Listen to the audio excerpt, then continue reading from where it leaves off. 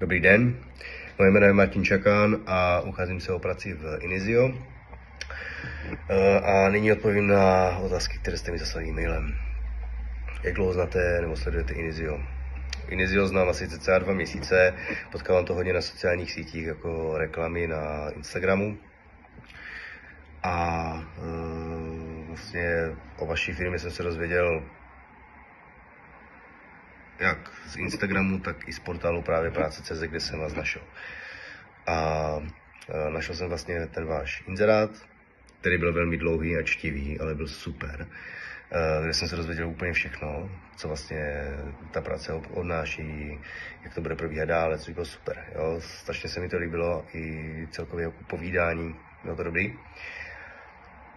Tak jsem si řekl, že na to chci zareagovat, i když jste v podstatě na jihu a já jsem v Praze, tak mi to dávalo smysl.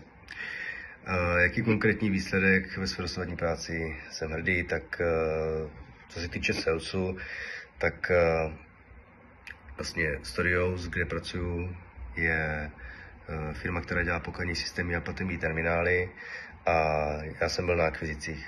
Takže já jsem měl v podstatě na starost cold calling, celkově jakoby toho zákazníka, vytvořit danou objednávku, postarat se o tu danou objednávku. A tohle se mi celé podařilo u člověka, nebo u organizace, která měla pod sebou asi 5 nebo 6 poboček restaurací, kde se mi podařilo dát ten pokladní systém všech, jakože ve všech těch pobočkách.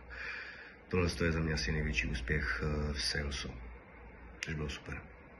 Tak jo, díky moc, mějte se hezky.